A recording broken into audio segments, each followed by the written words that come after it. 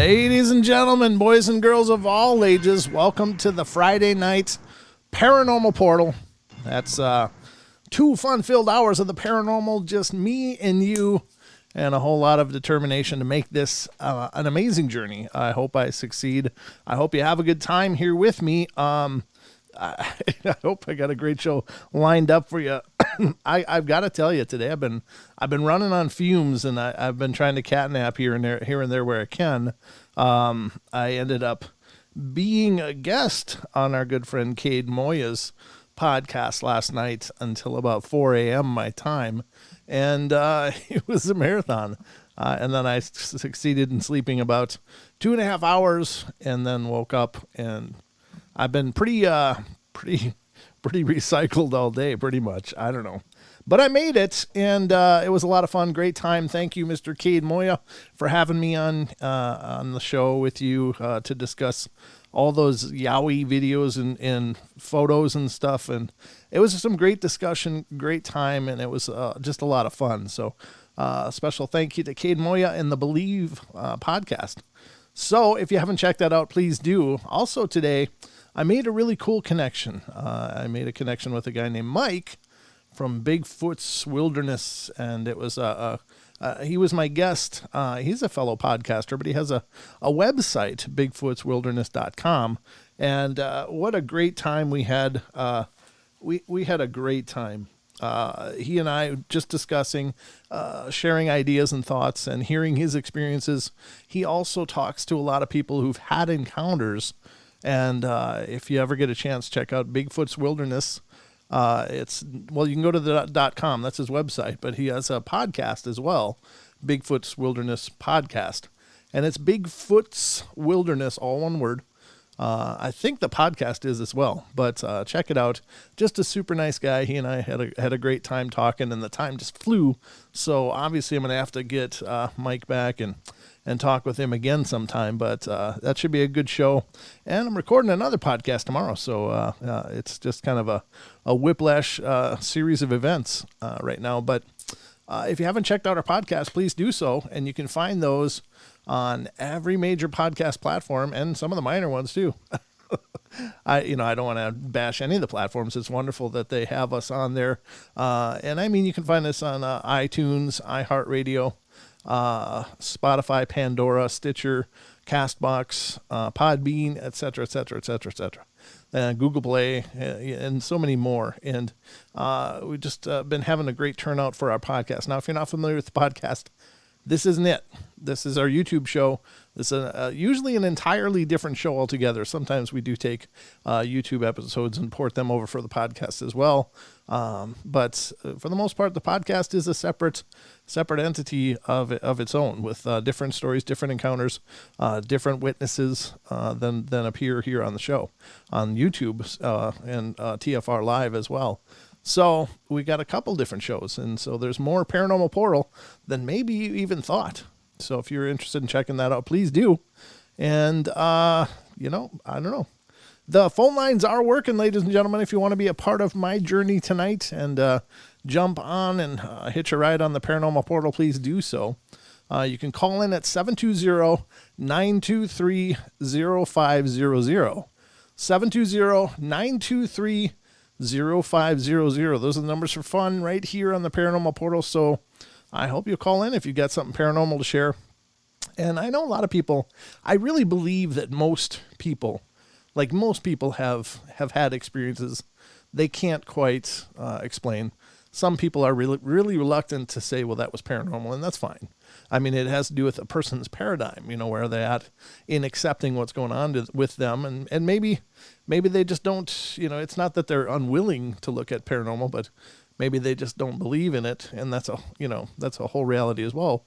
But, to call into the show, it doesn't have to be this, exorcist level event. It can be, hey, my weird stuff's happening around my house. Cabinet doors opened, and I don't know why. And my TV keeps screwing up or turning off. Things like that, I think, are incredibly profound as well. So it doesn't have to be these Hollywood-style events. It's just, if something's happened to you, I'd love to hear about it. and love to discuss it with you. Now, if you have a bunch of things that have happened to you, please get a hold of me via email. If you'd like to be a guest on the podcast as well. I'm always excited to meet and talk to anybody out there that's got a series of events that they want to share and talk about. I got a few people I'm still trying to line up, getting in touch with, but it's just been a whirlwind, of course, for quite a while. But email me at paranormalportalradio@gmail.com if you want to be a guest on the podcast. I'd love talking to you. So, I think that's all the laundry up front. I just hope we're going to have a great show. So that's always my aim when we come here every Friday, Saturday night on TFR Live, iHeart, TuneIn, and TalkStream Live, as well as our YouTube channel. So for those of you that are new to this show, the Friday and Saturday shows, you're going to experience commercial breaks. Now, just so you know, we are simulcasting not only on YouTube, but on TFR Live, iHeart, TuneIn, TalkStream Live, and the networks have half-hour breaks set up. So in order to keep the continuity between both broadcasts, I do breaks here on YouTube. If you're watching on YouTube, you're going to see breaks come up about every 27 minutes. And, it's not because I'm overworked and can't handle doing a straight show. It's just because we've got to keep things in sync. So just so you know, that's what's going on when we take the breaks. It's not because I'm lazy. It's because I'm just doing my part. I got to pay the bills after all, ladies and gentlemen. So anyway, without further ado, why don't we talk about some news? Paranormal Portal news. That's right. The only newscast with an ovation. That means we're not fake news. That's what I'm saying, This is real news. So, let's see what's top on our list of the Paranormal Portal News Network tonight. I've got some things pulled up I hope you'll enjoy. This is kind of interesting. This one, if the first article tonight is coming from a site called animalien.com, and I'm pretty sure I'm mispronouncing that. I've heard them pronounce it themselves. They actually have a podcast and everything too, so you should check it out. Head over to the site animalien.com to help support what they're doing, because they put out a great site full of these little news articles and such, and they also do a podcast, so definitely support that. If you're into the paranormal, you're going to want to check it out. So this is animalien.com, and this has to do with something called the zoo theory. Zoo theory finally explains why aliens haven't contacted us yet. So have you ever been sitting back and wondering, well, why don't they call? Why don't they write? Why don't they ever stop by? Well, it's because of zoo theory, I guess. Why don't they write? Remember Dances with Wolves? That really slimy coach driver. Yeah, that's what I was thinking of there when I was doing that. I don't know if you caught that, but that's my sign of us in sync, just in case we weren't. Maybe we're not. All right. Zoo theory finally explains why aliens haven't contacted us yet. At present, there are two contradictory issues surrounding the existence of aliens that are seemingly increasingly at odds with each other. On one hand, our every attempt to survey the stars in the hopes of finding alien life is turning up absolutely nothing. Not true, but anyway, we'll let them have that. There doesn't seem to be any organic life on Mars that we haven't accidentally put there ourselves, and we haven't yet got a response from any of our needy broadcasts out there into the cosmos in the hopes of finding intelligent beings somewhere beyond our own world. Excuse me. On the other hand, many people are convinced that UFOs are genuinely the work of advanced alien races that frequently visit the Earth. This belief is so strong among some of the world's most powerful people that the U.S. government has been investigating its own version of the X-Files for several years now. I don't think they ever didn't. I don't think there was ever a time when they weren't looking into this stuff, but that's, I think, the official disclosure of the Navy that we are actively searching now. I don't think they ever didn't do it. They just didn't want to acknowledge it to us. But anyway, so if there are intelligent aliens out there, why haven't why haven't seen even the slightest evidence of their existence. And it says the so-called zoo theory hopes to explain this, and the logic is pretty much what you'd expect from its title. It says MIT radio astronomer John A. Ball has proposed the theory that the planet Earth is a kind of nature preserve overseen by caretaker aliens who keep us from making contact with anyone else in the universe.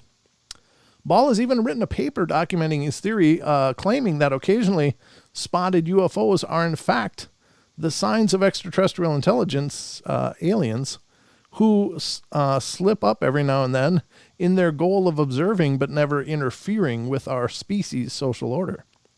Why are we unaware of ETI? The premise of most searches is that ETI are trying to communicate with us, but we are not quite clever enough to see or hear them. I suggest instead that if ETI had chosen to announce their presence to us, we would be aware. Since we are not, I presume they have not, Ball explains in the paper. This is a relatively common idea in science fiction, the notion that humanity is just a little bit too stupid or uncivilized to be welcomed into the intergalactic community. In Star Trek, Vulcans make first contact with humans after our species proves to be capable of creating warp drive technology, while in Mass Effect, it's only after human advances enough to stumble into an accidental war with the Turians that anyone on the galactic stage starts paying us any attention. If Ball's theory is correct, all alien species are really going out of their way to remain hidden, to the point that they must be careful cloaking their entire civilizations at all times in fear of being spotted by us. We're getting better at spotting distant objects throughout the universe, so you have to assume that if an alien race exists close enough to be able to reach our planet, we'd also be able to spot home colonies as well. It's possible that aliens exist trapped under layers of ice that keep them hidden, or that they only exist around the equators of planets, which makes them harder to spot. But there's really not enough evidence to assume that UFOs are proof of alien visitations, when we can't even be sure that there are other sentient species living anywhere else in the Milky Way galaxy. The idea that we're alone is scary to a lot of people. Perhaps even scarier, the prospect of being visited periodically by mysterious aliens. It's hard to handle the possibility that our civilization is the only one that's ever been aware enough to observe the universe in all its majesty, and that the knowledge that we've accrued will die with us. That's the scariest possibility of all, and one that theorists like John A. Ball try to avoid thinking about. Maybe in all the grand, beautiful wonder of the cosmos, we really are just a random, rare accident that will never happen again. Plus, if this is true, we can never live out our Captain Kirk fantasies of romancing beautiful green-skinned aliens. And that seems like a big letdown based on everything that science fiction has been promising us for the past 50 years. That's an article by Matthew Lofhagen or something. A clever article. But I think here's the thing. They are obviously visiting us. Even our military has said, look, we don't know what the tic-tac craft are. Fast mover, we don't know. And I think that's more than just not wanting to disclose top secret projects. I think that they really don't know. And there's obviously plenty of people that are in the inner circle in Washington that are still pushing for some kind of disclosure. And so that doesn't seem just random to me. That means, to me, it just means, and several other governments have already disclosed what proof and evidences they've found and answers that they've come to. So I can't imagine, my own experience included, I can't imagine that was just some kind of, hallucination or whatever. I can't imagine that. If it was a very grand one, but I've never hallucinated since or before that I know of. So people are seeing something. People are experiencing something. Lots of reports every year. The reports seem to be increasing. So I don't think this is just an issue of wishful thinking or creative imaginings by masses of people. There's plenty of evidence out there that we are being visited, both from the average person and governmental evidence that would suggest that, yeah, we have been visited, we are being visited, and we probably will be a lot more. So I will say that, more, it seems like the accounts of people experiencing and seeing UFOs is on the rise. I don't know if that's true as well for abduction cases. I don't know that if that correlates or not, but I find that incredibly interesting. So, are we just a zoo? Is this the intergalactic petting zoo? And maybe so. Now that maybe they are living amongst us and they're already here, and they don't need to reach out through the cosmos to make their presence known because they're already here. They're watching. They're just paying attention. Of course, there's so many layers to this. Was there an Eisenhower Accords with the Zeta Reticuli agreements that they could do as they will as long as they share technology and stuff? And I don't know. I don't pretend to know, but I'm just putting it on the table, folks. I think there's plenty of evidence to suggest that they have been here and are here, and it continues to mount. I think that there are just some people that it won't matter what you show them, they don't want to believe. And so that's just the case. That's just the reality of that situation, I think. So the second article we're going to cover tonight is also UFO related. And you know how we love our UFOs here on the Paranormal Portal. Well, this one is also from animalien.com, and it says UFO flew next to SpaceX rocket during Transporter 1 mission launch. On January 24th, Elon Musk's SpaceX launched a Falcon launch vehicle with 143 satellites, the Transporter 1 mission. During the launch of the rocket into the calculated orbit, an unknown spacecraft flew near it at high speed. The UFO appeared literally for a second on the camera, showing the lower part of the upper stage, and this happened long before the undocking of satellites. And in appearance, this object does not look like satellites or a piece of space debris. Moreover, debris of this size is always tracked during launches, and no one in their right mind would build an orbit that intersects with debris of this size. The object is quite large and very unusual in shape. In the center is a dark ball from which, like the legs of a spider, curved white projections extend. There are 4 of them, and a thin bridge is visible between the 2. The object resembles something alive. Well, that's, could it be a spider that was very close to the lens somehow? He just didn't know he was supposed to get off before it went into space. I don't know. I've not seen this. I mean, we're broadcasting on TFR, so I can't really go into the video too much. It's a minute 4, but I will copy this article and put it in the TFR chat as well as the YouTube chat. If you guys want to check it out, you're more than welcome to see the video that they're discussing here.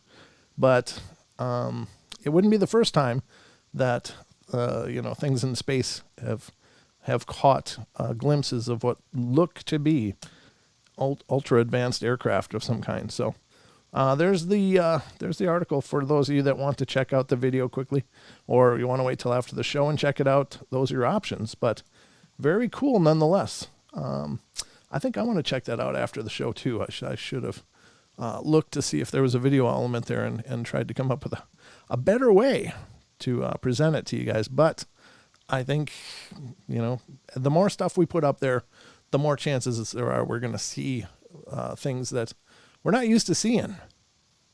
But in other news, ladies and gentlemen, we're going to go into unexplained-mysteries.com, another great site full of great news clips and articles having to do with the paranormal. And this one is new Bigfoot documentary heads to New York. Seth Breedlove, and that's Small Town Monsters, for any of you that have checked out some of his work up till now. He's done the Bray Road Beast, he's done Momo, he's done several of them all over regarding cryptozoology and Fortean topics, and he does a hell of a job. His movies are truly top-notch. If you haven't watched any of them, I would highly suggest you do. This guy's really done his homework and really presents a top-notch program. Whatever he's doing, they don't skimp. They really are professional productions and well worth if you got to rent them on Amazon Prime or whatever, it's well worth it. And so this is heading to New York. It says Seth Breedlove and On the Trail team are returning with another investigation into the elusive cryptid. With the Bigfoot phenomena showing no signs of slowing down in North America, and with sightings continuing to be reported across the United States, efforts to locate, concentrate evidence of the creature's existence have been continuing in earnest. Whether or not there really is an undiscovered species of large bipedal hominid roaming the country's mountains and forests, however, continues to remain a topic of heated debate. Now in a new documentary on the trail of Bigfoot, The Journey is reventuring to upstate New York in an attempt to investigate possible new evidence that something is lurking in the woods. Wonder if you'll see the Blue Line Bigfoot boys up there. You should hook up with them. Now a new documentary on the trail. That's what I just read. Sorry. Breedlove and his crew headed into the Adirondacks of upstate New York last summer for an intensive adventure-filled week searching for Sasquatch. A press release for the documentary reads, "The journey takes a deep look into the subject of Bigfoot, but also what spurs people to spend their lives searching for a creature that many believe doesn't exist. Along the way, they made a stop in Whitehall in New York, home to an incident involving multiple members of law enforcement claiming to see a Bigfoot in a field off a rural road. The crew had multiple unusual experiences during their various night investigations near Lake George, Whitehall, and western Massachusetts. The journey unveils some of that evidence. The documentary will be available to watch on Vimeo and Amazon Prime Video in April." So it sounds like the legwork's already long done on this. It's not like they're just going. They've been, but the movie that they've created, it's On the Trail of Bigfoot, The Journey, will be out in April on Amazon Prime Video in April. So it'd be worth checking out. I think that's absolutely fantastic. And again, I can't recommend it enough. And another thing I can't recommend enough, of course, is the Woodwose, Walking with the Wild Man Part 2 documentary that was created by the Irish Bigfoot Research Organization. It was a fantastic job. Full disclosure, I narrated it, but they did a hell of a job. It's a beautiful work and really well worth your time. That is also available on Amazon Prime. If you're looking for lots of incredible productions, those are a couple of them to check out. And of course, the Poor Chatham Hairy Man, which is done by Extreme Expeditions Northwest LLC, is a great one as well. Just a lot of fun, a lot of great information, and these people are doing this on their. I don't know about Small Town Monsters. I don't know how they're funded for sure, but for the IBRO and Extreme Expeditions Northwest LLC, these people are doing it as a labor of love. They love this. They love what they're doing. They're investing their time, energy, effort, their blood, sweat, and tears, and they're putting on these productions. So if you're an enthusiast of Bigfoot or any such topics like that, support these guys, because these aren't Hollywood. These are not Hollywood people. These are your brothers and sisters out there, and you know them from online, and they're working their tail off, and they need you. They need you to step up and help support what they're doing, because they're not these Uber-funded groups. These people are doing it on their weekends, on their days off. They're scratching together funds and to get equipment in order to bring you a better presentation. So I really encourage you to check out all of the independent works that you can, because these guys are doing it because they love what they're doing. So let me take a look here. I guess we're getting towards the end. So ladies and gentlemen, that's gonna be it for the news. I hope you've enjoyed this presentation of the Paranormal Portal News.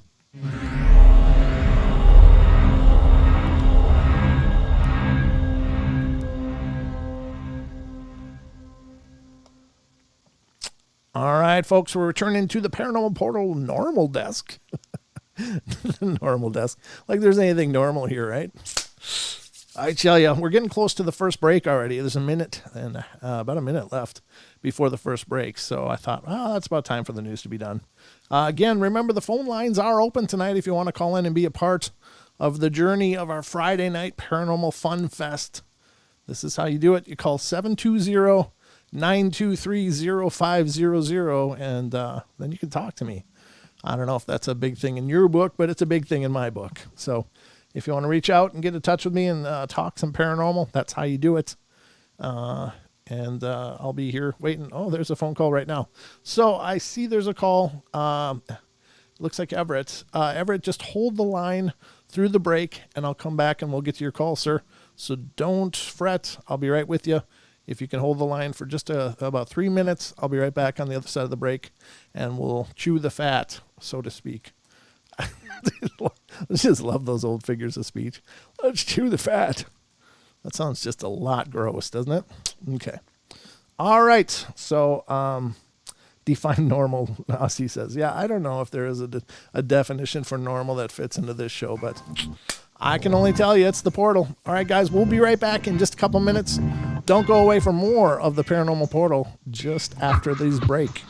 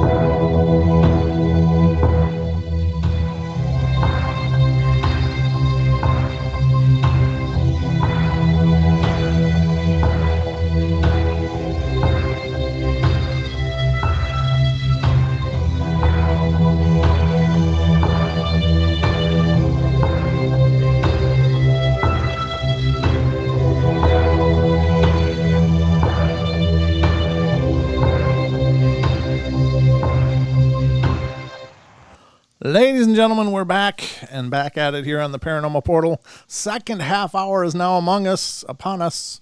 We're into it. I'm trying to throw that together and make it sound smooth, but I kind of crashed that truck. You heard it right here. That was an absolute spin out. So hope you guys are doing good. Hope you enjoyed the first half hour and the news segment and such. Now we're going to the second half hour, and we've got a call on the board. So let's see just what is going on here. And this is area code 860. Everett, is that you? That's me, man. How are you, Brent? I'm doing good, brother. Thanks for calling in, man. What's on your mind tonight? You hear me all right? I hear you wonderful, sir. All right, that's cool. That's cool. Well, first off, I just want to say this right out of the gate. I'll get in that chat room, and all of a sudden I'll be acting. I'm a 52-year-old man, veteran, combat veteran. So I mean, I want everybody to know right out of the gate what I say to you, as far as experiences and whatnot, is 110% true. I take it very, very serious, and I don't come across serious in the chat room. And, I don't want that to be a conflict, and say, this guy's a goofball because he's telling jokes. Then all of a sudden he's going to come on and say a story. And then, and he's going to be like a complete serious dude, because I am a very serious person when it comes to this stuff I'm talking about. And I'm going to try my best to refrain from like cursing and whatnot, because I tend to get like emotional about a lot of stuff that has happened. Sure. And it's like, like pick a topic. That's what I say, because it's like, what do you want to know about? I sent you an email. I said, I might have mentioned, like, I've been dealing with this kind of thing, paranormal in general, since as far back as I can remember. I'm 52 years old, and I've had to deal with the spirit phenomena and the UFO deal forever. As far back as I can recall, though, the clearest thing of it that I just want to say is I was on a skateboard, and I was in Norwich, Connecticut, man. I was like 7 years old, and I was looking up, coming down. We had come down this hill. There was about 5, 6 of us out there. I was about 7, 8 years old, but I was a very alert kid. Matter of fact, I mean, I was very smart. I'm not trying to gloat, but I could have easily went from 5th to 8th grade, if not for my mother being like, so just not letting me, let's put it that way. So I just want you to know, it's like, listen, what I saw, it was there. And I'm looking up this hill. It was a dead end road. At the end of the top of this hill was a huge white house. It was my uncle's aunt. So she was like 90. Oh, okay. And this is in like 70s, I don't know, 6. I don't remember. Okay. It was way back. But I look up the top of this house, and I'm like, oh, my God, look at that. And there was this guy, Rick. I'm pointing it out, and it was a disc above the house. It was about, if you look at houses on your left and right up this hill to a dead end to this one center house, it was about 6 houses up, and then this center house. It was above the roof of this house, about 200 feet, just fluttering there. The perfect stereotypical disc, man, gray. But it fluttered like left, right, up and down, fluttered like to the point it was like a blur, like a dragonfly wings, Wow. And all of a sudden, as we all were like pointing at it, oh my God, we're young kids. This is the 70s, dude. You remember. So it was like crazy. So that was that, And so anyway, I was always one of those people that I believed. I knew. It was that gut feeling, Sure. It was the gut. And I've always followed my instincts, Yes. And I've always said down, throughout my whole life, oh, yeah, I believe in that. But I've never really recalled any experiences. And then all of a sudden, my mother, it was 1978, man. My mother remarried, and we moved to Mystic, Connecticut, a beautiful little town, Okay. And we're living in this place, and we moved in, and my stepfather was like, his daughter had just gotten killed by a drunk driver. Oh, I'm sorry. At 5 years old. Oh. Yeah, so it was very friggin' awkward. I was wondering, why is he sitting in that chair just trembling like, Sure. It was like he was such a nervous wreck. And here's a dude that marries a divorced woman with 3 boys. So talk about crazy, right? So anyway, I think he needed his distraction, Boy, did he get one. Yeah. So anyway, long story short, we were living in that house. Turns out over time, as I was growing up in that house, I realized that there was this kid that I used to know called Mike Brotherton. And I used to hang out with him. And he got killed on a dirt bike. Little did I know he was born in the house I was living in. Oh, and I'm in the house after he got killed. Next thing you know, I'm in the shower. And it was the type of shower where, it has a little slash on the dial. You knew exactly where to set it. It's like you know your own shower. Right. So I had set it where it should have been. And next thing you know, it was only my mother and I in the house. Okay. 2 brothers, stepfathers, they're all gone. 2 o'clock on a summer day in the afternoon. And I'm taking a shower. All of a sudden, that shit went like boiling hot, as hot as it would go. Wow. And I jumped out of the shower. I'm like, what the hell? And I look at the knob. The knob's completely turned. I'm like, what the hell? So I'm like, I couldn't figure it out. I was actually I opened the door. I'm yelling at my mother because I thought she was doing dishes. And she's like, I'm not doing nothing. I'm watching the Red Sox. And anyway, wow. Yeah. And I was like, man, that's crazy. And next thing you know, a couple of houses over, my mother, back in them days, women went over to neighbors still and had coffee, Sure. And my mother was doing that. They called it visiting, Kids today don't know crap about that. But sure. Anyway, my mother was visiting this house next couple of houses down, which is a friend of mine, Ed Miner's family. And my brother come running over one day, and he says, I'm not going back in the house. Anyway, I'm like, what the hell? He says he saw a guy standing in the hallway staring at him. And I'm like, and he was 14 years old at the time. I was like 16, 17, just before I went in the Army. And I was laughing, I was laughing about it.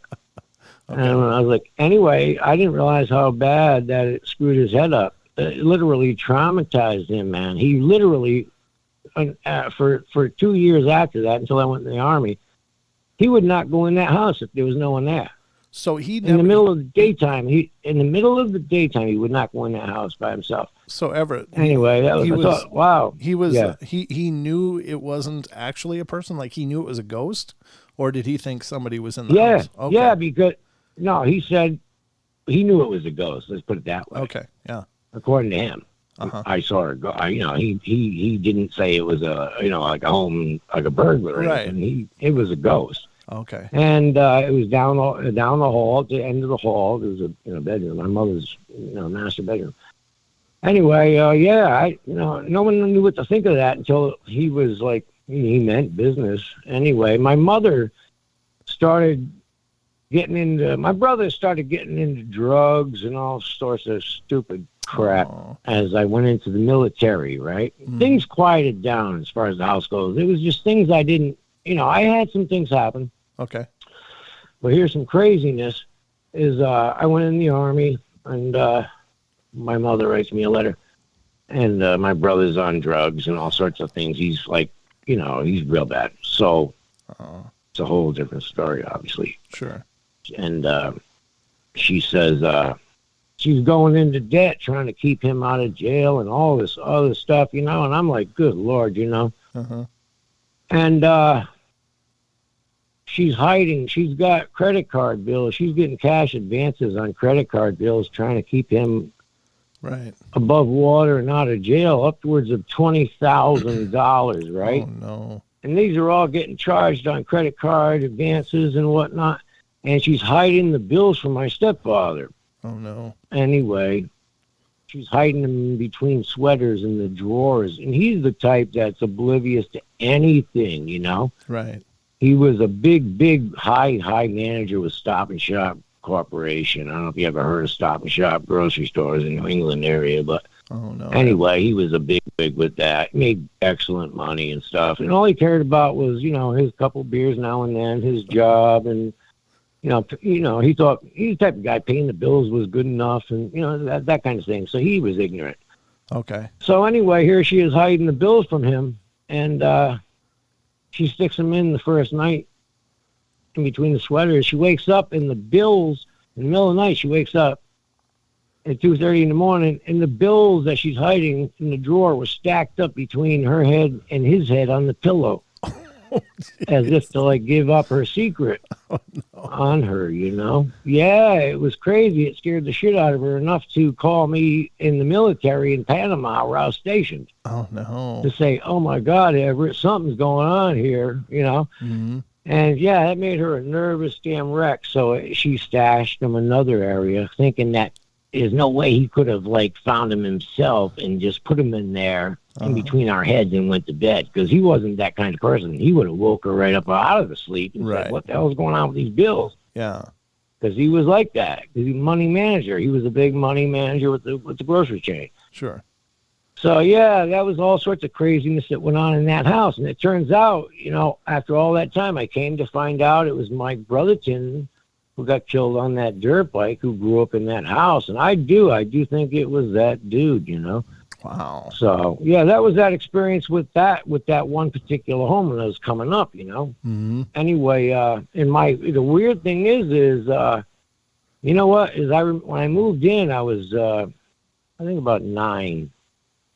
And I remember sitting on the ground. It was 1978. Red Sox were kicking butt. Jim Rice, center field, blah, blah, blah. And hot, 2 in the afternoon, Fenway Park. And I'm watching the game, and my stepfather looks down and goes, you know the house is haunted, right? I'm like, what? What do you mean? What do you mean? Well, it's haunted. I'm like, what are you even talking about? Well, you'll find out. I'm like, why is this dude trying? In my head, I said to myself, what is this guy, crazy? Quit sipping on that warm beer, dude, and get to the point. What are you talking about? And I'm 9, you know, but I was more like a 15-year-old at 9. Okay. I'm like, don't just throw out, like, stuff like that and then just cut it short, you know, with your beer in the left hand and your other hand, like, sort of half down your pants, sitting there all rested. You know what I'm saying? Like an old fart. Yeah. Get to the point, you know, I was mad. And, you know, it turns out that, yeah, I think there were times of the year, more or less, where things would go on. It wasn't ever a presence all the time. Right. But, one thing I forgot to say before I go to anything else. I'm 14 years old in that house, man, before I went in the Army, right? I'm laying in bed. I'm starting to dabble in marijuana, don't get me wrong, but everybody on this show knows that you ain't hallucinating and all that stuff from weed. Sure. And, you know, and it's the middle of the night. I had been in bed for several hours. I was 14 at the time. I'm not even saying I was high or anything that day. I'm just saying I was in bed, and I'm not going to lie. Yeah, I was dabbling in marijuana. I won't even say I just call it weed like I normally would. But, it's middle of the night, 2 o'clock exactly. I had a long clock sitting there, and I woke up out of a sound sleep for no reason. It was like, bing, my eyes just, and I was on my left side facing the wall, and the bed was butted up right against the wall in the corner against the 90 degree. And one other wall was entirely basically window, the whole damn wall, except for a small bottom part of about 2 or 3 feet up. But the rest up was about windows. Okay. Anyway, I'm laying on my left side, wake up in the middle of the night, and all of a sudden I just had this feeling I'm being watched. But I didn't feel scared. I didn't feel scared at all, man. It was pitch black, but there was a little light. Mm-hmm. Because outside the house, not far from, there was this light outside, and it sort of gave a little light inside the room, enough to sort of discriminate shadow, and I could see that is a dresser over there. I can't tell detail, but, you know, you wouldn't, like, break your butt in the dark. You know, you could maybe get to the door. Okay. So anyway, yeah, so I turn over onto my back, and I look to my right, and there it is, dude. There's this gray. Huge black eyes, and I swear, I know this is going to sound goddamn crazy to say. Okay. This thing, dude, I don't know. I mean, it was on its knees. Okay. As if you were like a kid was to pray at night or something, you know, like a little kid in the storybooks you see or whatever. Now I lay me down to sleep type of thing. This thing was on its knees like that. But it had its arms its hands just set on the mattress, like just flat, his hands palms down. And it was just the stereotypical gray, huge, just huge black eyes. And all, I swear on my mother's grave, this thing all of a sudden it started, it was as like a hologram. I can't explain it. I cannot explain this. It was like a hologram. Okay. It went over the top of this thing's face. It just came into frame. It was like blink. It came on. It was like, and you know what? It was my brother's face. It was my little brother's face, and it was sort of trying to meld with this thing's face, so I wouldn't flip the hell out. I think that was like, it was like you could feel it in your head. It was like a message. You could like, don't flip out. You know, everything's cool. You know, and all of a sudden it was like I wasn't afraid at all. I was not afraid at all. My heartbeat, I didn't even pick up a beat.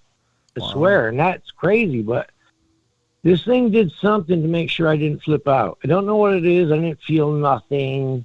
Okay. It was more of a mental thing, like, boom, you're okay. Okay, I'm okay. You know, it was like that. It's that simple. I am okay.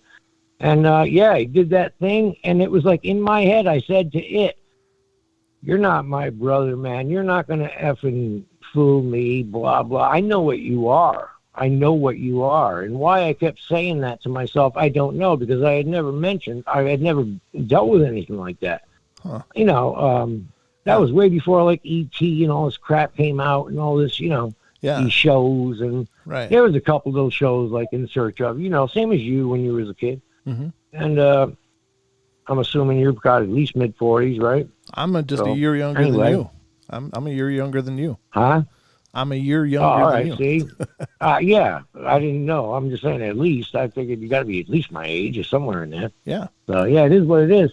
So, here's the thing. I'm looking at this thing, and it didn't last. It seemed no more than probably what seems eternity, probably 30 seconds. After me rolling over, staring at it, it pulling this business, trying to make itself like appear like my brother. I swear it. I don't know why it would do that. Obviously, it would. I don't know, other than me flipping the hell out. Right. But all I remember is calmly looking at it like, all right, I'm not going to flip out. And I slowly remember rolling over to my left and facing the wall again. And I don't know why I did it. I did it robotically, like a zombie. But I remember doing it, and as soon as I turned and hit the wall, like faced the wall, it went black. That's all I can say. And I don't remember anything after that at all. You know, not at all. So when you're describing this thing, Everett, you said it's this huge gray thing with black eyes. Is that right? Am I hearing you right? Yeah, exactly. The stereotypical gray being, like you'd see if you were to damn. Okay. So like like an alien. Okay. All right. Yeah. Okay. Yeah. Exactly. I don't know why I was tracking it as a spiritual Seriously, thing. just spindly little arms, you know, big ass head and huge black eyes. It didn't look like mean. Actually, I felt comfort. You know, I want to say that I felt comfort. I had no fear at all. Right. I had no fear at all. It did not want to hurt me. That's incredible. I didn't feel hurt. I didn't wake up feeling shitty, or excuse my French, but I didn't wake up feeling bad or anything. Sure. I felt perfectly normal, but I will say, you know, that was no dream. Right. I you know, there's certain things, you know, there's a couple dream type things I've had after my mother's death that I still remember, but every other dream I've ever had in 52 years, I don't remember any of it. Yeah. This thing was specific. It was intentional. Yeah. And the reason I can say that specifically now is because I'm looking back at it, and after all these other experiences after that happened, I can say certainly, yep, that had to be real. Wow. And I even told my mother, who died at 46 years old back in 95, these things are following me. I told her that too, and I meant it. Mm-hmm.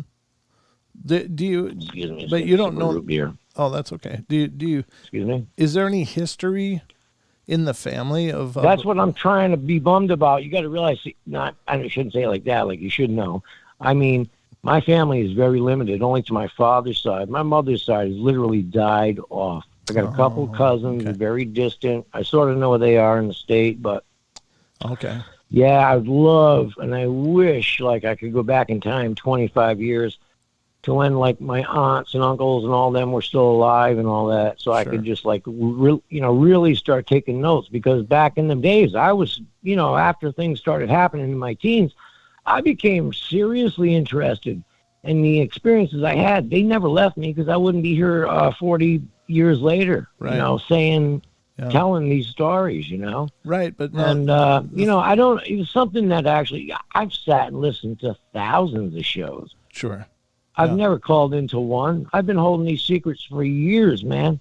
Well, But it's just like, I see these people, I dare you to call in and all that crap. I'm like, shit, I'll call in. I don't know if you'll believe me, but I'm going to for call sure. in. Oh, I have no doubt. I hesitated forever. I could have called in a long time ago. And I was Sure. like, man, I don't know how to say it. I don't know what to say. Just I don't care if they believe me or not, man. This is just, it's true stuff. So anyway, I don't know if the interesting thing, I don't know how much time you got, but you want me to just shut up or what? Well, I think we could probably have you as a guest on the podcast and really dive. Probably would be better, Brent, because I could blow through 2 or 3 hours of stuff, and it would not even break the tip of the iceberg, So I just want everybody to know, though, I'm gonna stop joking around in that chat, and so, because I don't want people newer to not understand, like, it's a serious channel. Sure. I don't want to make that. I don't want to be a smudge mark or someone to mar it in any way. I certainly don't want to be guilty of that. No. So, and I don't want to turn it into a damn comedy show down there either. Right. So I think I'm just going to sort of withdraw from that. Oh, okay. And sort of like be more of a silent partner here. But anytime, man. I'd love to come back and tell it, because there's part of me that I think might want to probably get it out, Yeah, But absolutely. it's a long, complicated story. When I say I saw one landed on the highway in Pennsylvania, wait till you hear that doozy. I'm going to tell you, man, it's real. This phenomenon is crazy. Right. Wait till I describe this craft I saw. People are going to be like, oh, my God, Yeah.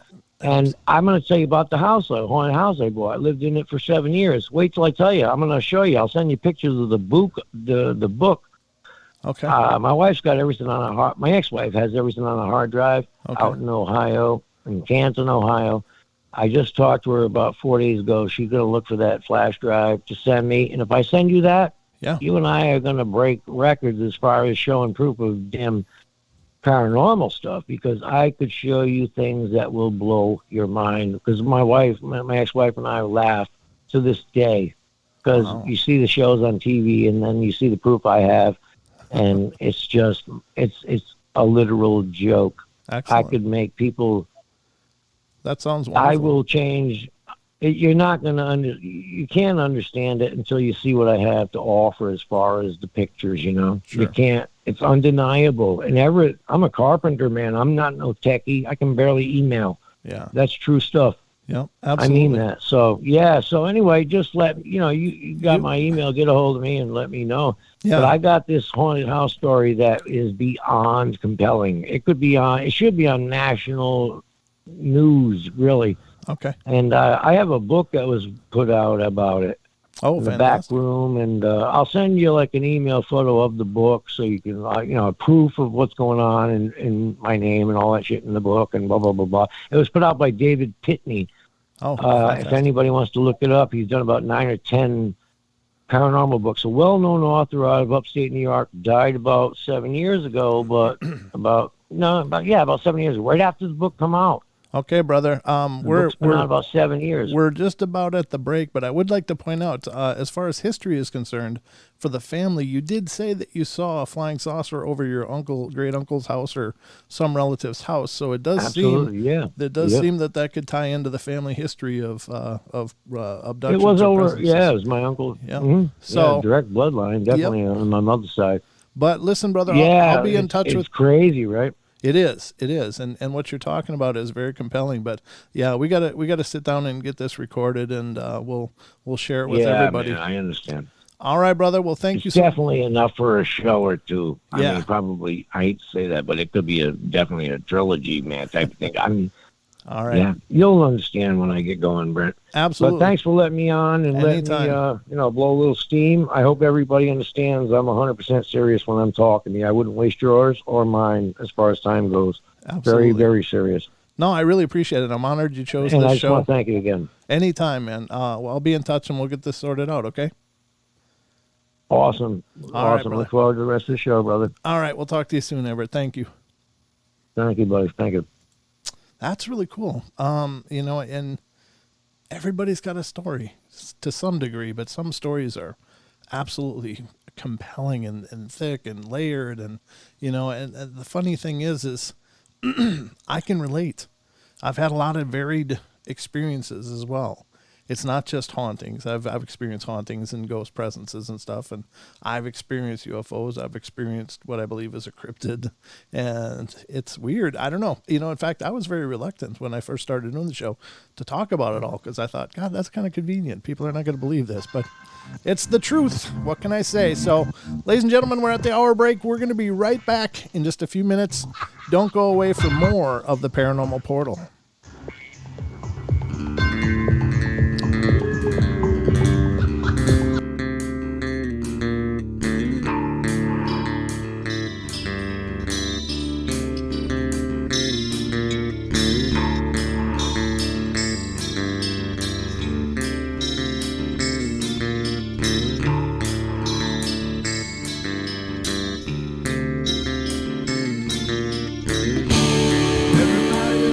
Play their games. Everybody loves to place their bets.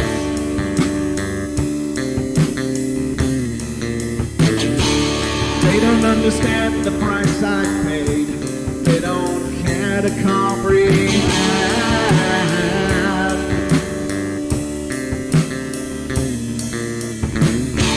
Trace their lines upon my body, dripping scars across my heart.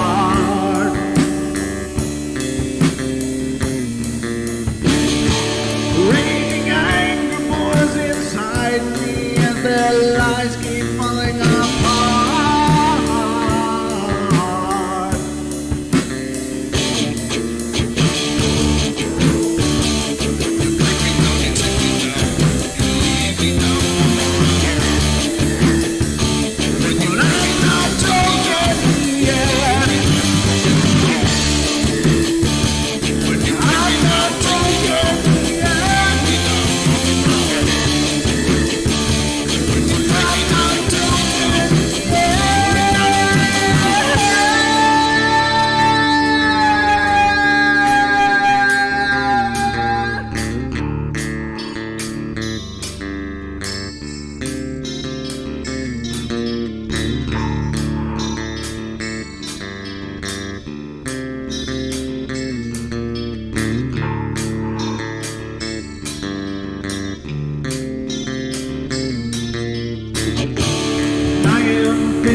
With my silence, I am not a stupid boy.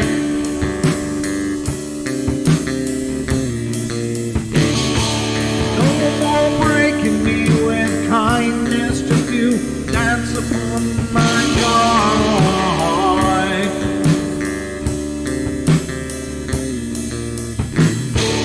Leading me with empty promise, you're just another fucking gas.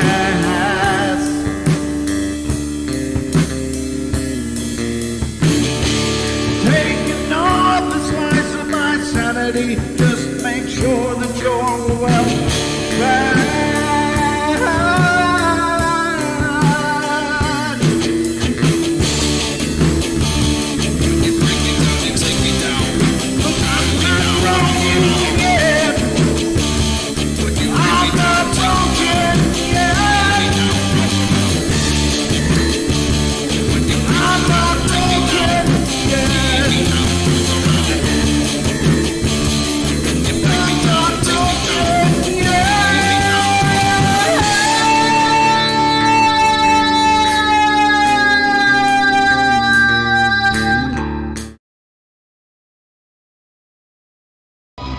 A nightmare from which they cannot wake.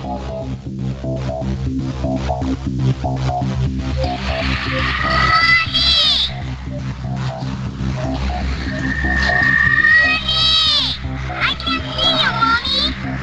Where are you?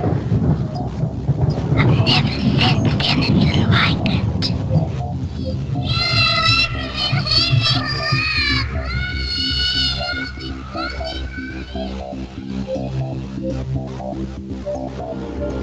Ann is not like those she's with. They're attracted to the one thing about her that is different from themselves. Her life force. It is very strong. It gives off its own illumination. It is a light that implies life and memory of love and home and earthly pleasures.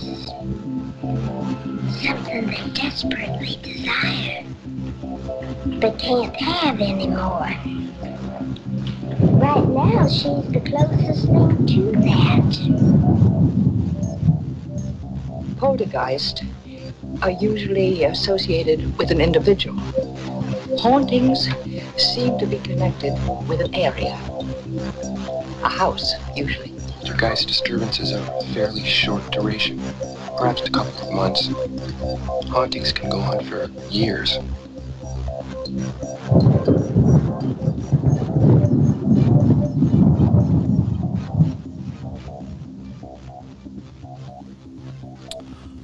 Ladies and gentlemen, hour number 2 is upon us here. We're fully engaged into the second half of the show already. It's hard to believe that the time goes so quickly, but it really does. It really flies by, and, I don't know. I don't know what you think about that, but I find it absolutely amazing. I think it's nearly a time anomaly all by itself. And maybe it's just because I love doing it, that the time just, boom, shoots by on me, and, next thing I know, it's time to wrap it up. But, God, it's like, where'd that first half go? I don't know. I'm just reading stuff. I'm having a good time doing it, though, and thank you all for being here and being a part of the journey. Again, the phone lines are open if anybody else wants to call in, 720-923-0500. Those are the numbers for fun right here on the Paranormal Portal. And that's true. Not a joke. Those are our numbers. And special thanks to Everett. Thanks for calling in, brother. It was good to hear from you. Good to talk to you finally, and to hear a small part of your story. It's really, really fascinating and compelling. So I can't wait to hear more. We'll get that all ironed out and record a podcast. All right, I got some articles here to go through with you guys. Some strangeness and weirdness. This one,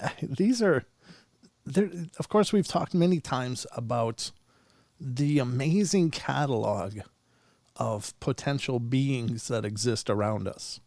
Most people are at least familiar with the idea of Bigfoots, and of course, most of those people that are familiar with Bigfoot have also at least heard of dogmen. Some others have also heard of things like rakes, skinwalkers, puckwudgies, little people, giants, etc. But sometimes there's even these other real strange ones that come out, and you don't really know what to do with them. But I have seen some video clips of what we're going to be talking about next. That I don't know if it was exactly this, but they're often called the tall ones.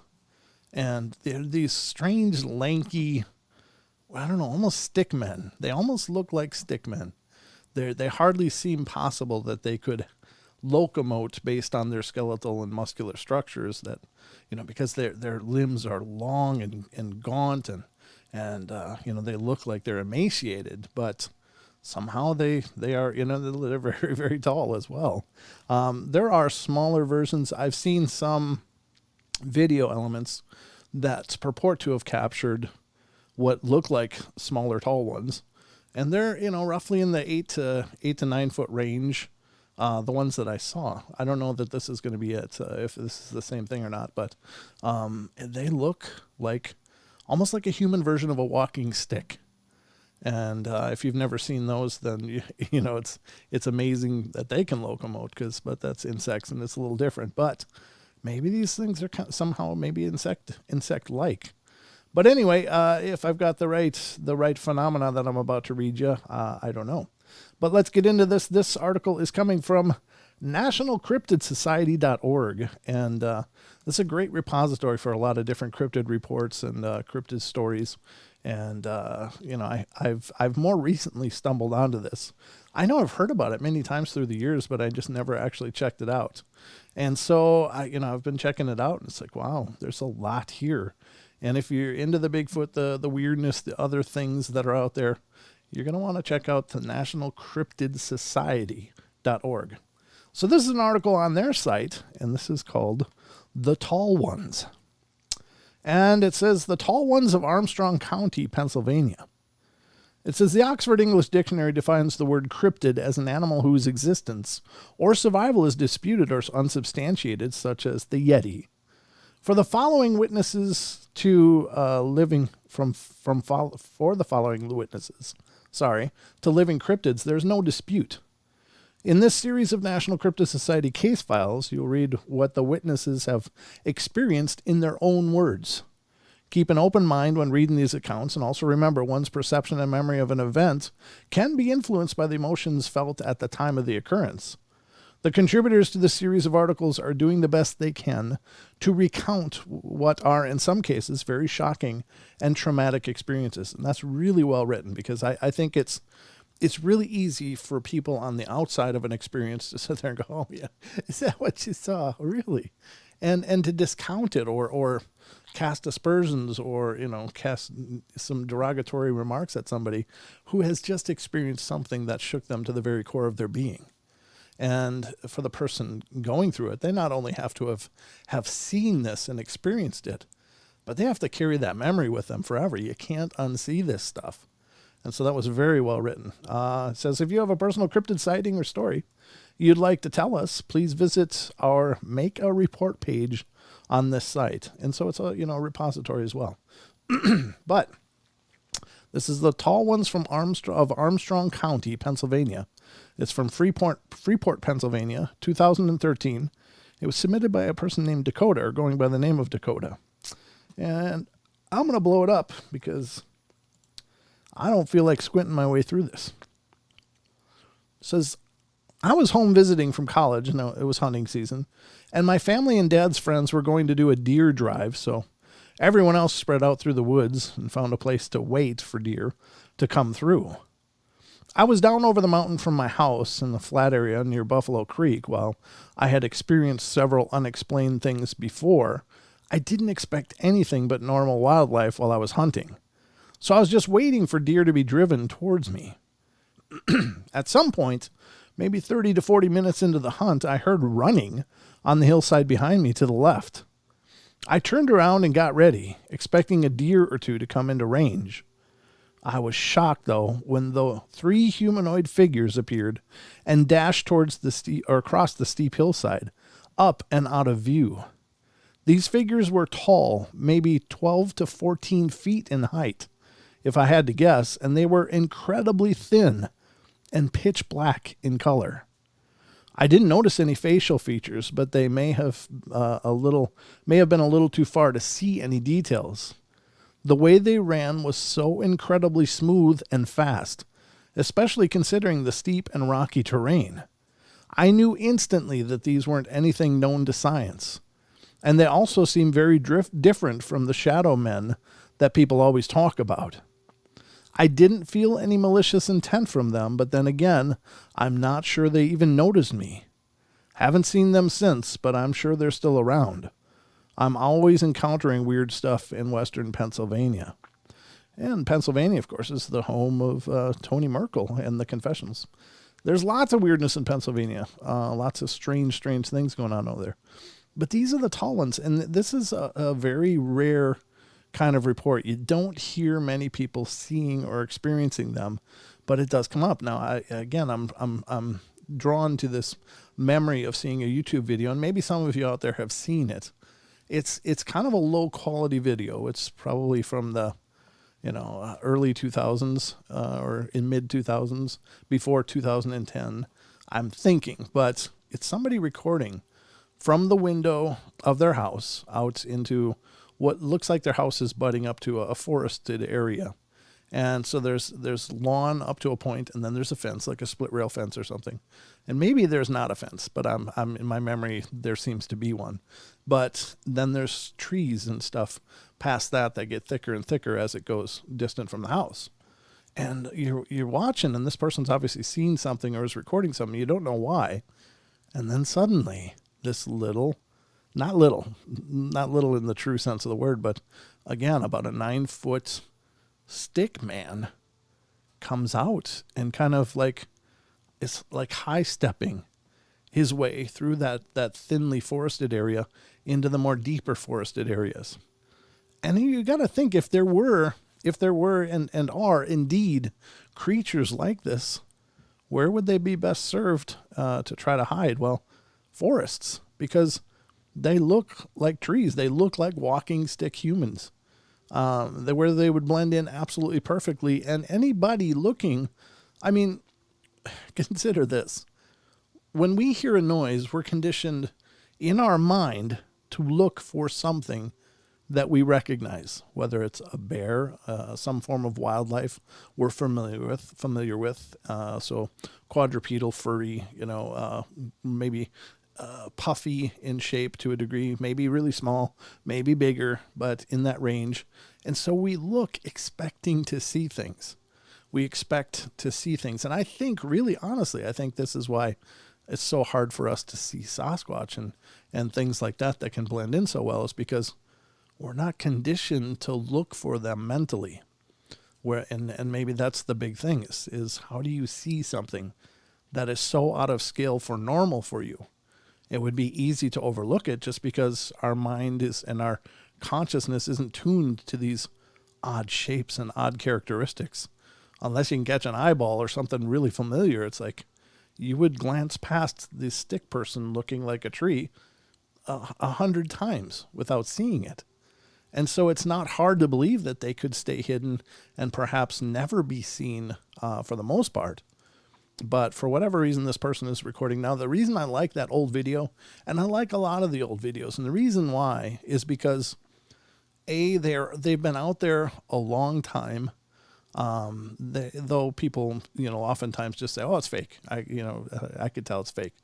They often can't substantiate why. And now the reason I like the old videos is because the more pixelated the format of the film, the easier it is to see when something's been superimposed upon it. If everything's in razor sharp, like 4K video, including what you're putting on top of it, it's going to be hard to see a differentiation.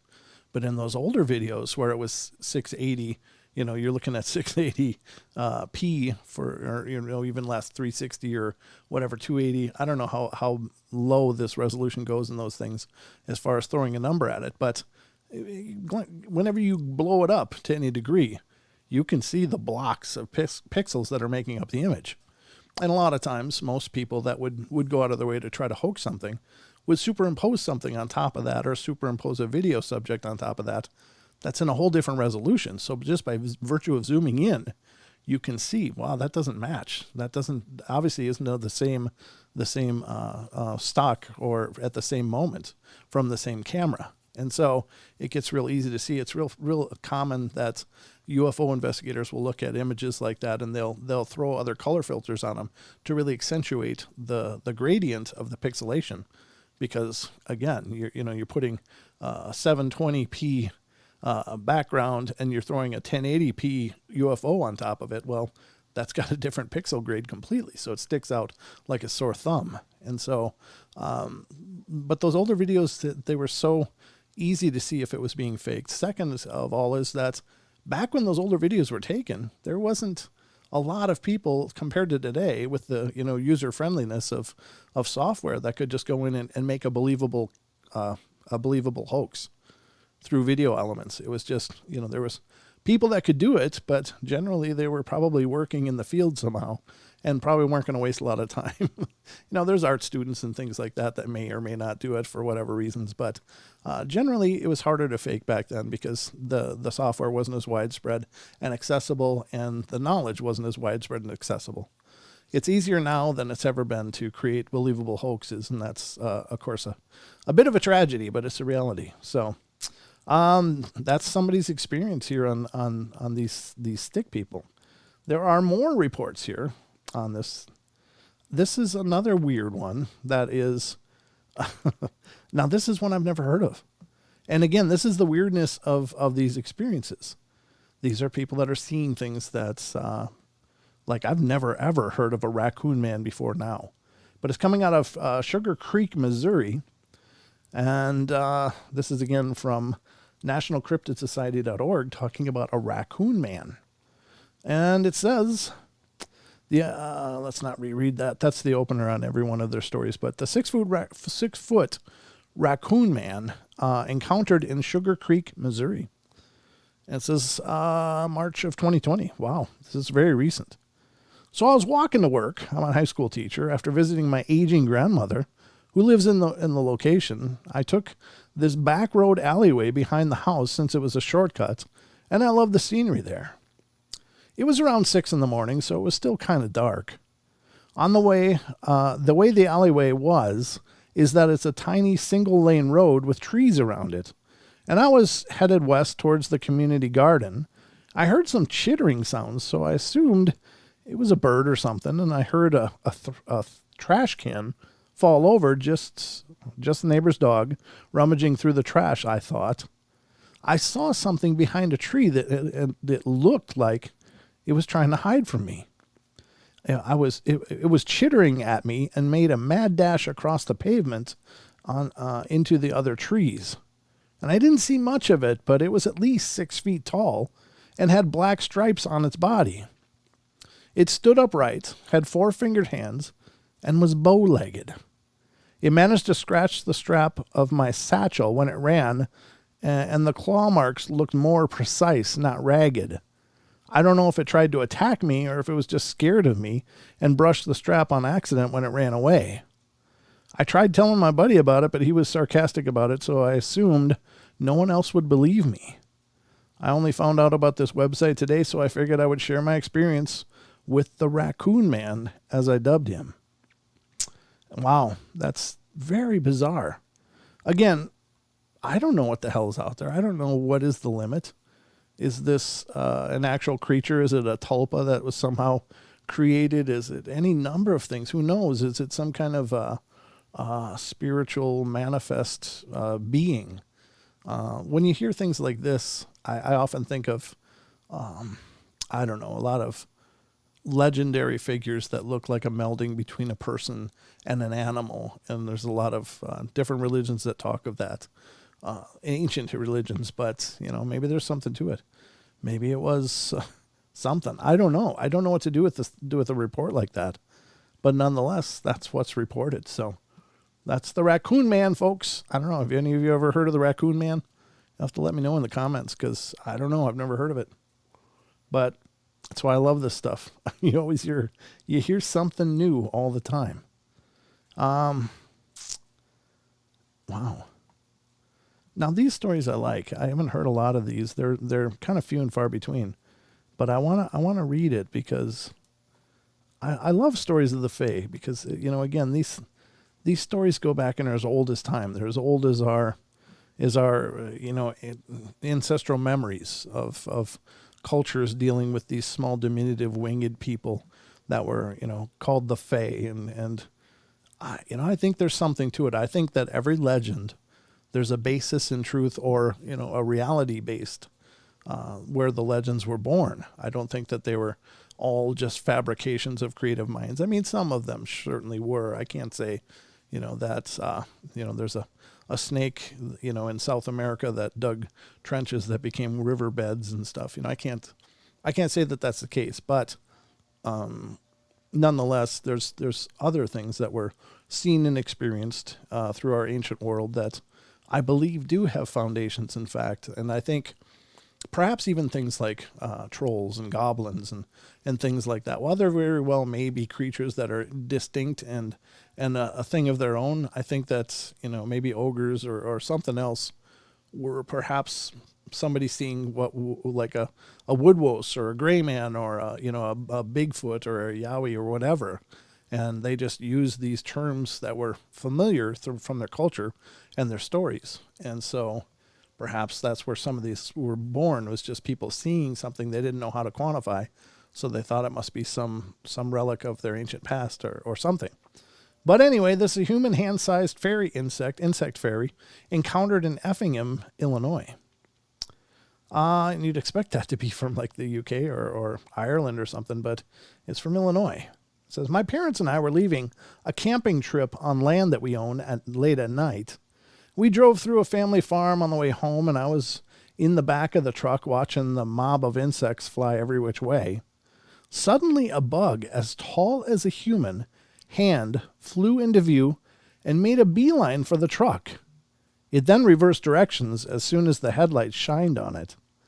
All I could see was 4 dragonfly wings and 2 appendages that resembled human legs below its body. After it flew off, we all asked each other, was that a fairy? I have seen anything like that before or after, but I'm pretty sure they meant I haven't seen anything like that before or after. So, no, Julia, there is none. There's none. There's none, Miss Julia. But thank you for the heads up. Nobody's calling right now. Unless they just gave up and I just happened to miss it. I do apologize if you tried to call and want to try again. Please try again. 720-923-0500. It's the numbers for fun. I got to quit using that same line. It's the numbers for fun. That's all I got. I don't have a lot to work with here, folks. Here's another one, The Thing in the Tree. You got about 4 minutes left, but these are really pretty brief and quick. Great stories, though. I love them. The Thing in the Tree, Green Cove Springs, Florida. It says this is from 2016-2017, submitted by Hogan. In the summer of 2016 or 17, I found myself on a bicycle quite a bit. I would just ride around the streets or around the sweet old town of Green Cove Springs, Florida, between the murky brown waters of the St. Johns River and the vibrant spring greens of the plants that lasted until winter was well set in. This is a beautiful place to be, and sometime after the 4th of July, I was making my semi-routine journey up to the guitar store that was local, and it was one of my favorite places to be at the time. And I found myself there almost every day of the week. Most of the time, I just take the back way to get up there, and so I could see all of the beautiful brick roadwork and overhanging trees that the Spanish moss grew off of that shaded the road, and made it real nice and pretty back there. On this particular day, I decided I'd just keep on riding, and went right past my turn to go to the guitar store and found myself in an area I had never been before. It stunk and it smelled like it was just foul. All the dirt had turned to mud. The trees had a fuzzy yellow moss growing on them, and I couldn't hear any birds. Now, you'd expect to hear birds when you're deep in the woods like I was, but it was dead silent. Only a few crickets and some other nasty bugs were audible. Despite being an overall nasty place to be, it was really rather pretty. The sun shone through the trees and made nice warm little rings of sunlight that danced off of the wet, muddy ground. Well, after standing there and looking around the place for a few minutes, I spied a log that I could set my bike up against and have a seat. Well, that must have been real comfortable, because before I knew it, the time flew by and I was watching the sunset. And now, mind you, it was about 1 o'clock in the afternoon when I first left the house that day. It only took me about 20 minutes to get to this little spot. So as I'm watching the sunset, I think to myself, I haven't been here that long, have I? So I take my phone out, and sure enough, it was about 6:30 p.m. Well, I figure I might as well just watch the sunset now that I'm here, so I did. And that's when I saw it. Oh, wouldn't this be the longer one, wouldn't it? It says 10 minutes after I watched the sun go down below the tree line, I figure I should just probably get going. So I get on my bike and start pedaling. And as I'm going down this little dirt and gravel path that led to the spot I was just at, I look up and see what I initially thought to be a tree. However, due to the fact that I was going slow on my bike, I got a really good look at this thing. It looked like a man perched up in a tree like a bird. If I had a very coarse textured hair quality, it had a very coarse textured hair quality to it, and was very unusual claw-like feet, very similar to the feet of an eagle or possibly even a crane, kind of like a mixture of the two. And after I get a real good gander at this thing. I look forward on my bike, trying to think about what I just saw. When I'm picturing it in my head again, I have the urge to turn around, and so I did. This thing was looking at me. Its eyes were very large, very similar in proportion to the AA of South American jungles. I don't know what an II or AA is, but in fact, the whole facial structure of this thing looked very primate-like and quite similar to the AA, but much too large to be one. Its eyes had a bit of glow to them, kind of like when you take a picture of a cat with a flash on and its eyes shine when you go back and look at the photo. At this point, I'm a bit shaken up by the whole thing and just tell myself to continue down the road and don't think about it. Eventually, I get home safe and sound, but let me tell you, I didn't even catch a second of sleep that night. I had myself convinced that the thing I saw was going to come through that window any minute and have a nice little snack. Oh, that's terrifying. Huh. Again, what are these things? Where do they come from? I don't know. I guess that's an AA. But anyway, there's the bell. We're going to go to our last break, ladies and gentlemen, here on the Paranormal Portal. So I hope you'll stick around just a couple minutes of break, and we'll be back at it for the last half hour of the show. So don't go away. I promise I'll return. I will return. You have my word.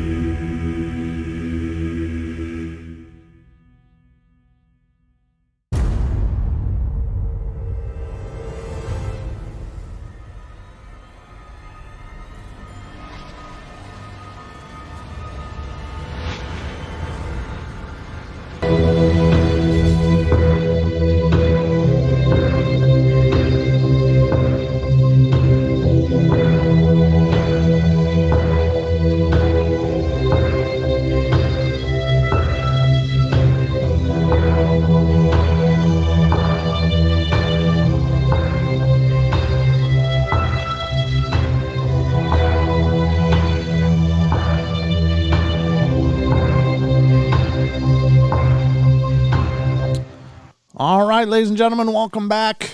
Thank you so much for going the distance here with me tonight. I know 2 hours is a long time, but I hope it feels like it's flying for you just like it does for me. I mean, we're at the last half hour now, so... oh no, don't apologize ever, War Child. I'm glad you're here whenever you can be here. I get that all the time. People are like, oh, I'm so sorry I missed the live show. It's like, you know, I love it when you guys are here, of course. I mean, it means the world to me. But if you can't make it, I'm the first to realize that life happens. Sometimes it doesn't work out, and that's cool. I definitely don't need an apology. Just thank you so much for, letting me know and, catching it when you can. I mean, that means the world to me as well. So I realized, hell, there's times I can't even be here and it's my show. So I totally understand and I get it, but thank you so much. That's so cool. People feel like they need to apologize. It's like, wow, that's awesome, but better late than never, War Child. That's all I got to say, brother. Thanks. What was I going to say? Well, I was going to say next that, if you've been listening on TFR iHearts, tune in and TalkStream Live. You came from Freaky Friday and you came to the Paranormal Portal. Now, your journey is not over because following the Paranormal Portal on Friday and Saturday nights is Paisley Wild, The Spaces Between. And that'll be coming up next on TFR iHeart, tune in and TalkStream Live. So stick around and check that show out. And hang out with Paisley and hear her esoteric, information and holistic health and what was the word I was looking for? Oh, it was right, perfect in my head, and then I just lost it. But it's a beautiful show. She works really hard talking about energy, crystals, health practices, pagan practices, nutrition. Energy, she covers it all, and it's really a great show. And if you're into that kind of stuff and you want to learn more and be a part of a discussion about those topics, then definitely stick around and check out Paisley Wild, The Spaces Between. And then following her comes the Duke and World Bigfoot Radio. So still lots left to come, folks. Lots more left to come. And I'm just honored to be a part of the lineup. So we've got, what do we got left? About 23 minutes. 23 minutes. My God, where did the time go? I'm not so sure, but I know I got more to talk to you about. Here's let's see, how long is this? I don't know if this is a good article or not. Sometimes, I pull up articles and then I look at them. It's like, it just seems like in some cases, many of them are just regurgitations of other things. And, this one is the one I read last time. So, but this is the one I'm going to read to you now. We're going to go into the land of UFOs, and some people are on the fence about it, but apparently we've got an article that will give you reasons to believe. 13 of them. If we can get through it. Let's see if we can. I'm going to blow this one up too, because it's another microfiche article. I don't know how come they make these words so small. Maybe they were built a long time ago. When was this written? It's from 2018. That's not that long ago. It shouldn't be so damn small. But anyway, I've blown it up. And this is 13 reasons to believe how seriously you should take those recent reports of UFOs. Ask the Pentagon. Or read this primer for the SETI curious. Instead of semi-curious, you're SETI curious. Interesting. It says, in the good old days, the arrival of UFOs on the front pages of America's paper of record might have seemed like a loose thread tear right through the fabric of reality. The closest that secular space race America could have gotten to a second coming. 2 decades ago, or 3 or 6, we would have also felt we knew the script in advance, thanks to the endless variations pop culture had played for us already. Hold on. Civilizational conflicts to mirror the real world ones Americans had been imagining in terror since the beginning of the Cold War. But when, in December, the New York Times published an undisputed account of what it might have sounded like crackpot conspiracy theory, that the Pentagon had spent 5 years investigating unexplained aerial phenomena, The response among the paper's mostly liberal readers, exhausted and beaten down by the recent events, was markedly different from the one in the movies. The news that aliens might actually be visiting us regularly and recently didn't provoke terror about a coming space opera conflict, but something much more like the evangelical dream of the rapture. The same liberals might have mocked as kooky right-wing escapism in the George Bush years. The truth is out there. Former Senator Harry Reid tweeted with a link to the story. Thank God came the response through the Twitter vent. Could extraterrestrials help us save the Earth? Went one typical reaction. Suddenly aliens were an escapist fantasy, but also more credible, legitimized by the government than mere fantasy. The Pentagon report, which featured 2 gripping videos of aerial encounters, was just one beat in a recent search for extraterrestrial intelligence, or SETI, drumroll. In October, an object passed through our solar system that looked an awful lot like a spaceship. Astronomers spent much of 2016 arguing over whether the weird pulses of light coming from a distant star were actually evidence of alien megastructure. An army of Silicon Valley billionaires are racing to make first contact, and our new superpowered telescopes are discovering more conceivably habitable planets every year. Then in March, a third video emerged featuring a Navy encounter off the East Coast in 2015 with the group that released it, hinting at an additional trove. Why doesn't the Pentagon care? Wondered a Washington Post op-ed. Surely the first time the newspaper of Katharine Graham was raising a stink about aliens, the next week President Trump seemed to announce he was creating an entirely new branch of the military. We'll call it Space Force. You could be forgiven for thinking you'd woke up in a science fiction novel. At the very least, it was starting to seem non-crazy to believe. A recent study shows that half the world already does. Half the world already believes. That's pretty cool. Alien dreams have always been powered by the desire for human importance in a vast, forgetful cosmos. We want to be seen, so we know we exist. What's unusual about the alien fantasy is that, unlike religion, nationalism, or conspiracy theory, it doesn't place humans at the center of a grand story. In fact, it displaces them. Humans become briefly major players in a drama of almost inconceivable scale. The lasting lessons of which is, unfortunately, we're total nobodies. That's the lesson, at least, of a visit from aliens who got here long before we were able to get there, wherever there is. If humans are the ones making first contact, we're the advanced ones, and the aliens are probably more like productive pond scum, which may be the reason we fantasize about those kind of encounters, a lot less than visits to Earth. Of course, when the aliens are the explorers, we're the pond scum. I don't know. I think it's not either black or white. There's a lot of gray in there. I mean, I don't think we're pond scum, but a lot of people in the modern world will take that bargain, which should probably not surprise us given how dizzying, secular, and alienating the world objectively is. Most conspiracy theory is fueled by a desire to see the universe as ultimately intelligible. The bargain being that things can make sense, but only if you believe in pervasive totalitarian malice.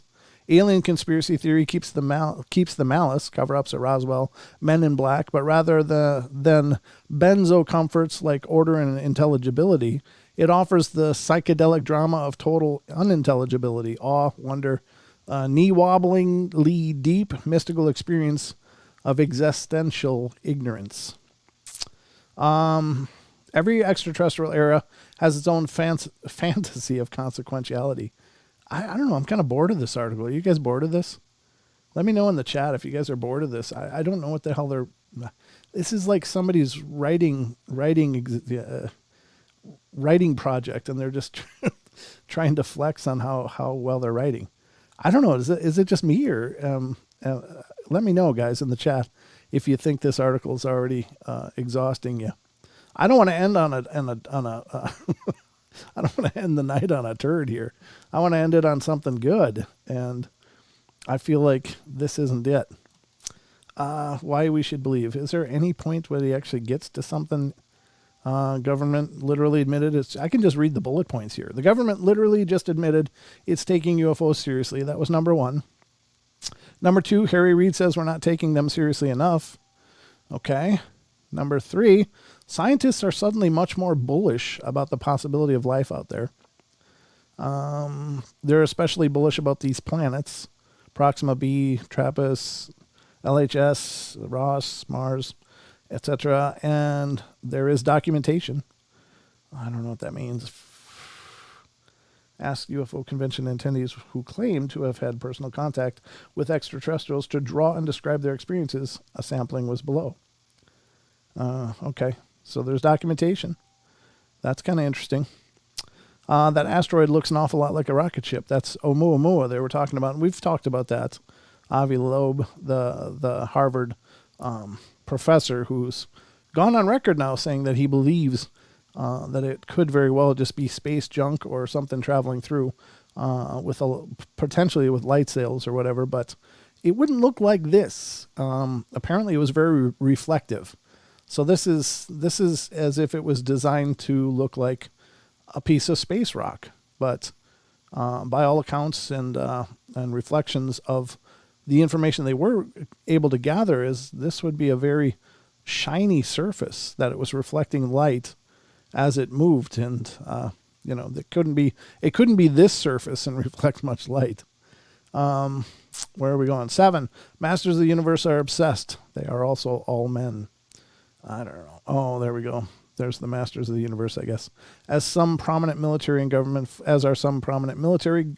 folk. Yeah, anyway, I'm bored. I don't know. I just don't feel like that's got much meat to it. What did you guys say? I'll take some questions. You guys got questions for me? We could do that. I never think about doing that, though, because I don't know that you guys are that interested. I'll try them on the phone. No, there's no phone calls. Ruthie, I don't know why we don't have phone calls. I'm not seeing you. There's nothing showing up on my interface over here. Ever since Everett's call, there's been nothing else. They said that's a mothership. You know you've gotten too bougie when you have lavender toilet water. There is that, Elaine. There is that. We could talk about shall I call and test phone. That's fine if you want to. I just don't know why we can't talk to Ruthie. Because you texted me as well, Julia, that there's a phone call, and there's no phone calls showing up here. Were you on hold, Ruthie? Were you able to hear the hold and everything? Because nothing's showing up here except for mine. Can you tell us one of your stories of a ghost sighting? I've had a lot of them. Of a ghost sighting. Actually seeing a ghost, now that's rarer for me, actually. No, I see you calling, Julia. So I know I can see you there. I don't understand what's wrong with Ruthie's, but I have one experience of seeing a full-bodied apparition. Other than that, I've never seen them. So, Julia, I'm not going to switch over and answer that because I just know that's you testing it. But Ruthie, if you want to call in, please do. We got about 12 minutes left, but love to talk to you. I'll keep watching. But the story where I saw a full-bodied apparition was it was a lady that I was involved with, and she and I were living together, and we got into an argument about something. And when it comes to arguments, like some people they just want to drive it home, and just keep driving it home.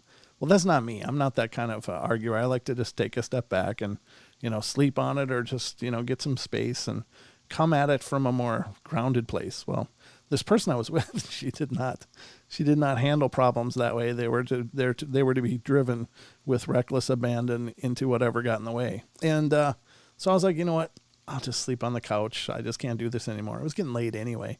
It was like 1 a.m. or something like that. So I just went and slept on the couch, and I was laying down on the couch, and I wasn't asleep yet, but I was laying there and just thinking for a while. I was probably sitting there thinking for about an hour or something, and kind of started to nod off. And then I heard something. So I looked over, and just kind of not quite in my field of vision directly, but just out of my center field of vision, there was a woman walking through, and she looked kind of like my girlfriend. So I didn't really think much of it, but I wasn't going to acknowledge her because didn't want to reopen that can of worms. And I'm like, oh yeah, she's going to walk through, so I'll engage and then we'll start again. No, I'm not riding that bus. So I didn't. And she walked past me, right by the couch, because she had to go through a doorway that was right next to the edge of the couch and go into the kitchen. And it's night. All the lights are off, and I'm laying there, and I'm just like, what's she doing? Because no lights went on. No lights in the kitchen went on. I'm like, what is she doing? Just standing in there? Is she just standing in there? So I turned my head and looked, and sure enough, there's no lights on. I would have seen the flash of light anyway because of the breakfast bar, and you could see into the kitchen, but nothing turned on. So I was like, what's going on? So I got up and went into the kitchen, and nobody's there. Like, well, this is really weird. Where did she go? So I then walked back into the house, further into the house where the bedroom was, and she was asleep. She was zonked asleep. So this house had a lot of activity anyway, but this was my experience of seeing what I can only come to the conclusion that it was a full-bodied apparition walked by me. I mistook it for my girlfriend whom I was arguing, so I just ignored it. I didn't look at it directly because I didn't want to engage again. So, but that's a true story. Very true story. Yeah, there's no phone calls showing up, but it was a real quick thing. I didn't feel freaked out. I didn't feel anytime anything happened in that house, I never felt really freaked out. Another time was when I had the chandelier fall out of the ceiling in that house. And this is before seeing the apparition by several years. I owned this house for a long time. It was an old Victorian house built in 1894. And it wasn't like always had things going on, but sometimes of the year were more active than others, much what like Everett was saying. That was my experience in this house as well.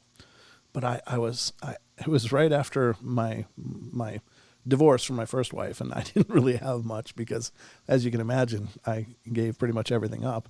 But I was in this Victorian house by myself, and I didn't have any pets or anything. But I was going to leave the house, and I walked through the dining room, and there's no dining room table there. There's no chairs or anything. It's just an open room, basically, with a chandelier hanging out of the ceiling. And I walked through the dining room to the entryway, which is just on the other side. I got to the door, and all of a sudden I had this really weird feeling like I had to turn around. So I stopped. I had my hand on the doorknob, but I just turned around and looked. As I turned around, the chandelier in the ceiling pulled itself out of the ceiling and smashed onto the floor. Now, I don't know what's wrong with me because I would think, most people would be like, I'm out of here. But all I remember thinking at that time was, oh, God, I got to fix that now. But it literally pulled out of the ceiling. And I'm talking the lag screws and everything just came down, some plaster and dust. It's like, oh, man. It was just not what I wanted at that time because I already had nothing. And it was like, oh, now I get to fix the chandelier too. So true story again. Another one. There's been a lot of those kind of experiences in my adult life. Now, I never had ghostly experiences when I was younger. I didn't have pretty much anything. And I wanted to, I thought, because I've always been interested in this. But when they happen, when I've experienced what I've experienced, honest to God, I don't get freaked out. And I don't know why, because I feel like I should be. And it makes me wonder if there's something wrong with me. It's like, why didn't I get worried then? But I guess it's just intuition. Maybe I just knew it was just more a display than anything else. I never felt like I should be afraid or it was coming for me next. Only one time I freaked out, and that was when I was taking the shower in another old house, but it was actually a brand new house. It was my ex-wife and I were the first ones to live in it, and this is even before. I was home alone, and the water pressure in that house sucked. So, like, if you wanted to have a warm shower, nobody could run any other tap in the house because instantly your water would go ice cold. It was just... And so I came home early from work. My ex-wife was still at work, so I was like, I'm going to take a shower. I went around, locked the house up, and got in the bathroom, locked the bathroom door just because, 2 locks is better than 1. There's something about being naked. You always feel more vulnerable. So I'm in there, and I'm all showering away. I'm lathering up. I'm all soaped up, and I'm just in the moment here. I'm having a moment. All the hot water was all mine, and got all soaped up. I'm just, like in my own bubble cocoon, and all of a sudden the water goes ice cold. I'm like, oh no. And I'm thinking, oh, she came home and of course she had to do dishes or something stupid. So I'm kind of bummed, and I'm like, oh, so I had to grit my teeth and rinse off in this ice cold water. And I'm rinsing off. I get it all cleaned up, and I shut off the water in the bathroom. in the shower, and I still hear water. I'm like, well, what the hell's that? So I had a shower curtain, couldn't see through it, but I grabbed the shower curtain, pulled it open, and there's a toilet next to the shower, and then there's a vanity, and in the vanity, that water is blasting hot, full blast. I can see the big thick water stream coming in, making it, and the steam coming up, and I'm like, that did kind of freak me out. And I think, as weird as it sounds, I think, honest to God, it freaked me out because I was naked. I don't know what it is about, clothing, but it's just the feeling that you're not naked. But when you're naked, you're like, there's no barriers, and it just freaked me out. I was like, oh God, this sucks. And then I got out of the shower and clean, dried off and shut off the water. And I looked, checked all the house. I was alone. It was still locked. There was nobody else there, but somehow that water turned itself on full blast, brand new plumbing, and never had it happen before or since that, after that. So I don't know, just lots of strangeness, but those are the weird things that happen. And oftentimes I think everybody has those experiences. I really do. But I think we're just kind of conditioned to just, it's just some weird happen. I don't know. And we dismiss them because it's easier to just dismiss them. It's easier to just say, oh, well, it's just something. But true story. Was it spiritual? Well, maybe. Maybe it was. I think it was. I really do. There's several. I know I've forgotten more of these experiences than I'll ever remember because there's so many things that happened. But again, I never felt threatened. So I guess that's why they didn't just tattoo themselves in my memory, is because I didn't have that severe emotional charge with them. So it's like, oh, that's weird. And just the other day, right here in the house, I don't know why this happened. I have no explanation for it, but I walked out of the studio into the living room, and my wife and child are out on the couch right outside of the door. And my cat was in on the studio chair, in Don's chair, curled up. That's it for the occupants of this house. And I'm just standing there, just in the doorway, starting to head out. And I see this little object. It's a little object about this big, come shooting past the couch and rolling on the floor up in front of the fireplace. It's actually a corner propane heater, but it looks like a fireplace. And it stopped. I was like, knowing I just passed my cat, knowing I could see my wife and son, and knowing that there's nobody else in the house, I was like, what? Is it a bug? So I went over and picked it up, and it was a piece of chicken. It was a little piece of chicken, and I don't know how that little piece of chicken got thrown across the floor where I would see it. Now it's a little stupid, small, tiny event, but I'll be darned, I can't explain it. I can't explain how that little piece of chicken got thrown from an area nobody was in and rolled on the carpet. It's like, what the hell is that? I don't know. Maybe somebody wanted to let me know they were there. So for whatever reason, just a piece of chicken. That's why I always say, don't think that you have to have these, Hollywood events, because that was as fascinating to me as when the chandelier pulled out of the ceiling. Something happened that I can't explain. I don't know why. There's nothing else in this house. We don't have any mice. We don't have any other pets. We have one cat, one 5-year-old child, and the two of us. So there's nobody else. I don't know what it is, what it isn't, but it's kind of dumb, but it's, to me, it's kind of paranormal. Now, I maybe I have a confirmation bias like I always talk about, because I do believe in this stuff and I have an open mind for it, but strange all the same. So those are some of my stories. I don't know. I hope you enjoyed them. I hope that, that made the close of the show a little more exciting than that article. Great show. Thank you, Titan. That's great. I hope you all have, if you're new to the show, I hope you've gotten subscribed. I hope you'll become a part of what we're doing here on the portal. It's always a pleasure to meet new listeners and new people. And I really am honored by those of you who are spreading the word and letting other people know about the shows. It means the world to me because I don't advertise this. I'm just doing it. And you guys have continued to let people know and brought people into our circle. And I'm really grateful. And thank you all so much. I hope you guys always feel that, when you come here, you're having a good time. You're being entertained, and there's value to it. And by all means, if you have ideas, things you'd like to see me cover on the shows, email me at paranormalportalradio@gmail.com. Let me know.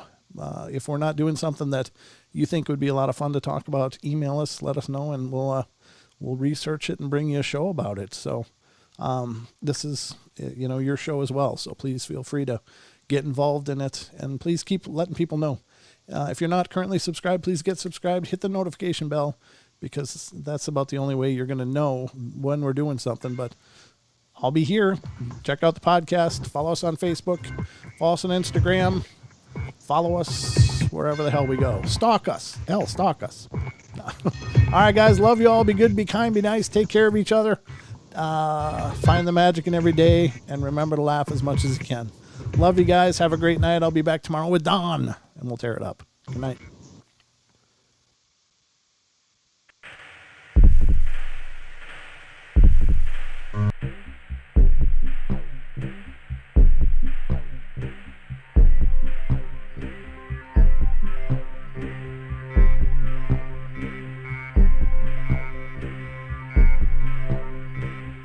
Woo!